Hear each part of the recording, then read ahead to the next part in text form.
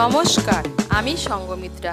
আমার এই সহজ রান্না চ্যানেলে আপনাদের সবাইকে স্বাগত। আজ আমি রান্না করছি মহারানী কুমড়ো আর লুচি। আপনাদের যদি এই রান্নাটা ভালো লাগে তাহলে লাইক এবং শেয়ার করবেন, আর আমার এই সহজ রান্না চ্যানেলটাকে সাবস্ক্রাইব করে পাশের বেল আইকনটা দাবাতে ভুলবেন না।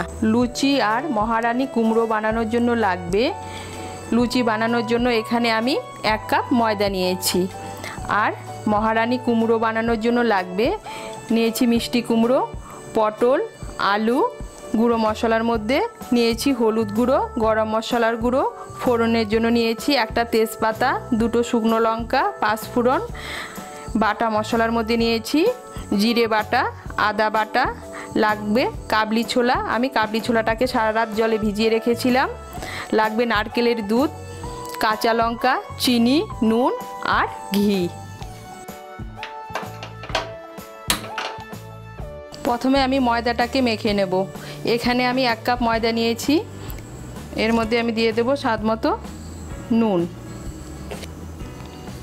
দিয়ে দেব হাফ চামচ তেল, হাফ চামচ সাদা তেল দিচ্ছি, দিয়ে তেল আর নুনটাকে ভালো করে মেখে নেব। এই দেখুন, নুন আর তেলটাকে ভালো করে ময়দার সঙ্গে মিশিয়ে নিয়েছি। এখন আমি এর মধ্যে হালকা গরম জল দিয়ে ময়দাটাকে মেখে নেব।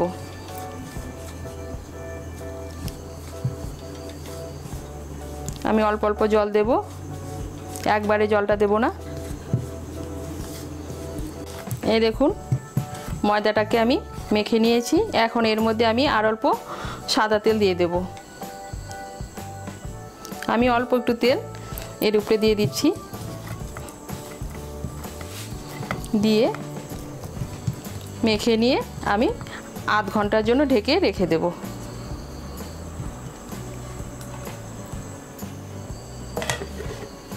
রান্নাটা আমি সাদা তেলে করছি, তাই প্রথমে কড়াইতে সাদা তেল দিয়ে দিয়েছি। আপনারা চাইলে সর্ষের তেলেও করতে পারেন। প্রথমে এর মধ্যে আমি আলু আর পটলগুলো ভেজে নেব। আমি 2টো মিডিয়াম সাইজের আলু কেটে নিয়েছি।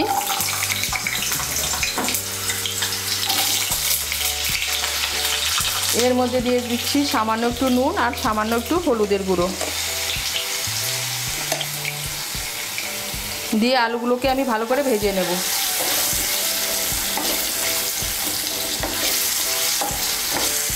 এই দেখুন, আলুগুলোকে আমি লাল করে ভেজে নিয়েছি। এখন আলুগুলোকে আমি তুলে নিচ্ছি।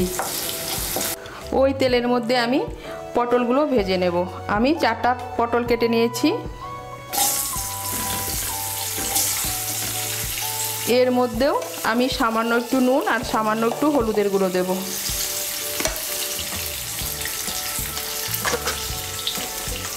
দিয়ে পটলগুলোকে আমি ভালো করে একটু ভেজে নেব। এই দেখুন, পটলগুলোকেও আমি ভালো করে ভেজে নিয়েছি। এখন আমি পটলগুলোকেও তুলে নিচ্ছি। কড়াইতে আমার হাফ চামচের মতো তেল আছে, এর মধ্যে আমি আরেক বড় চামচ তেল দিচ্ছি। আমি এর মধ্যে একটা তেজপাতা, 2টো শুকনো লঙ্কা আর হাফ ছোটো চামচ 5 ফোড়ন ফোড়ন দিচ্ছি।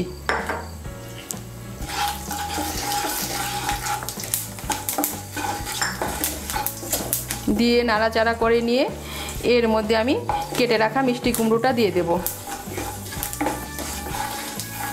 এখানে আমি 500 গ্রাম মিষ্টি কুমড়ো কেটে নিয়েছি।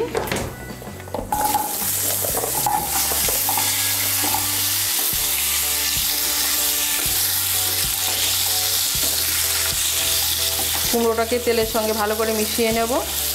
মিশিয়ে নিয়ে এর মধ্যে আমি দিয়ে দেব স্বাদ মতো নুন।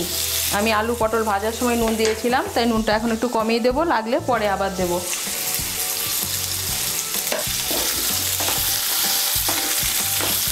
নুনটাকে মিশিয়ে নিয়ে কুমড়োটাকেও একটু ভেজে নেব। এই দেখুন, কুমড়োটাকে আমি একটু ভেজে নিয়েছি। এখন এর মধ্যে আমি দিয়ে দেব কাবলি ছোলা। আমি এখানে হাফ কাপ কাবলি ছোলা নিয়েছি।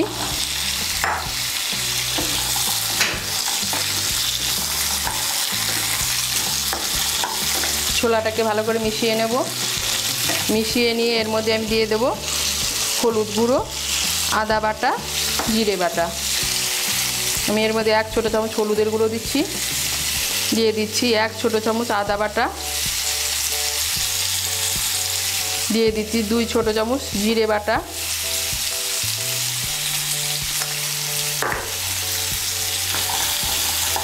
এর মধ্যে সামান্য একটু জল দিচ্ছি।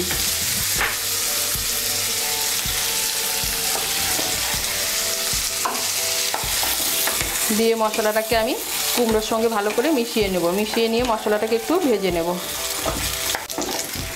এই দেখুন কুমড়োর সঙ্গে মশলাটাকে একটু ভেজে নিয়েছি। এখন এর মধ্যে আমি দিয়ে দেব ভেজে রাখা আলু আর পটল।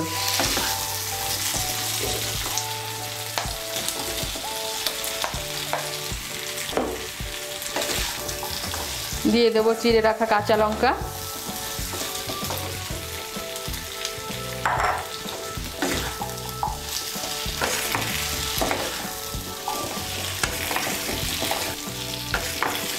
দিয়ে দেব সামান্য একটু চিনি,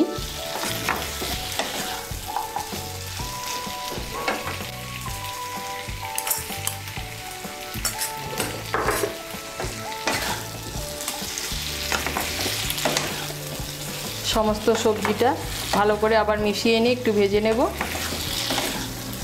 আলু পটলগুলো কুমড়োর সঙ্গে ভালো করে মিশিয়ে নিয়ে আর একটু ভেজে নিয়েছি। এখন এর মধ্যে আমি দিয়ে দেব সামান্য একটু জল।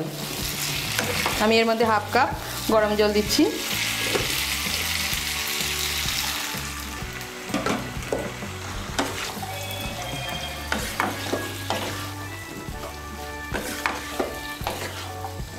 জলটাকে ভালো করে মিশিয়ে নেব। মিশিয়ে নিয়ে আঁচটাকে মিডিয়াম করে আমি 2 মিনিটের জন্য ঢেকে দেব।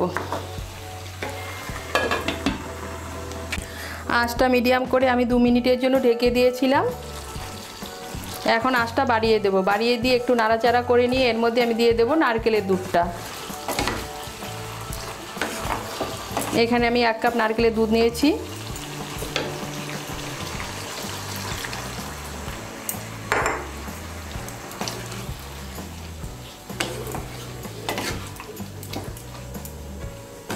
নারকেলের দুধটা ভালো করে মিশিয়ে নেব। মিশিয়ে নিয়ে আঁচটা মিডিয়াম করে আবার আমি ঢেকে দেব কুমড়ো আলু পটল সেদ্ধ হওয়া পর্যন্ত। আঁচটা মিডিয়াম করে আমি 10 মিনিটের মতো রান্না করে নিয়েছি। মাঝে একবার ঢাকনা খুলে নেড়েও দিয়েছি। এই দেখুন আমার কুমড়ো আলু পটল সব সেদ্ধ হয়ে গিয়েছে।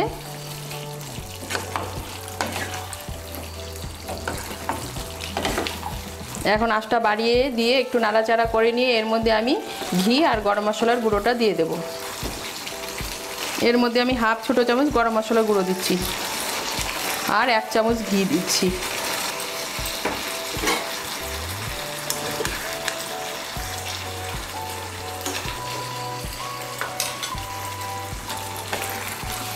ঘি আর গরম মশলার গুঁড়োটা ভালো করে মিশিয়ে নেব।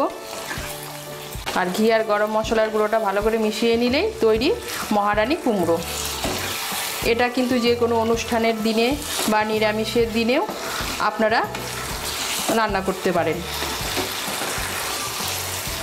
সামনেই পয়লা বৈশাখ। পয়লা বৈশাখের দিনেও আপনারা সকালে ব্রেকফাস্ট হিসাবে লুচির সঙ্গে এই মহারানী কুমড়োটা বানাতে পারেন। খেতে কিন্তু অসাধারণ লাগে। তৈরি হয়ে গেল আমার মহারানী কুমড়ো। এখন আমি গ্যাসটা বন্ধ করে দিয়ে 2 মিনিটের জন্য ঢেকে রেখে দেবো। 2 মিনিট পর ঢাকনা খুলে পরিবেশন করব। আমি কুমড়ো তরকারিটা রান্না করে নিয়েছি আর এদিকে ময়দাটা আমি আধ ঘন্টার জন্য ঢেকে রেখে দিয়েছিলাম।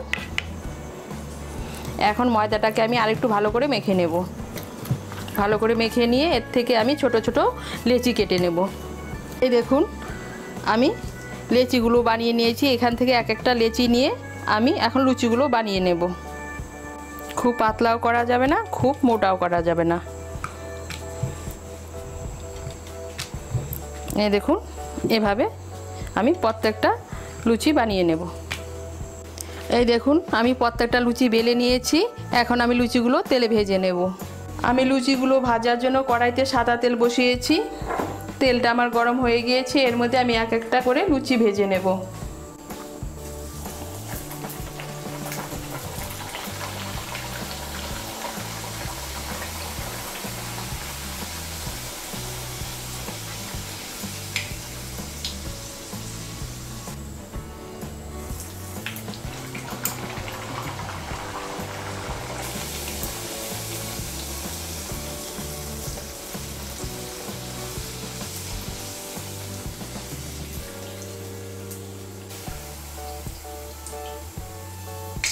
এইভাবে আমি সবগুলো লুচি ভেজে নেব।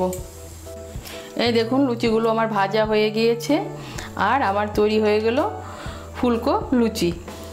এই রেসিপিটা আপনারা সামনেই পয়লা বৈশাখের সকালে যদি ব্রেকফাস্ট হিসাবে মহারানী কুমড়ো আর সঙ্গে যদি এরকম গরম গরম ফুলকো লুচি থাকে তাহলে তো কোনো কথাই নেই। তৈরি হয়ে গেল আমার মহারানী কুমড়ো আর ফুলকো লুচি।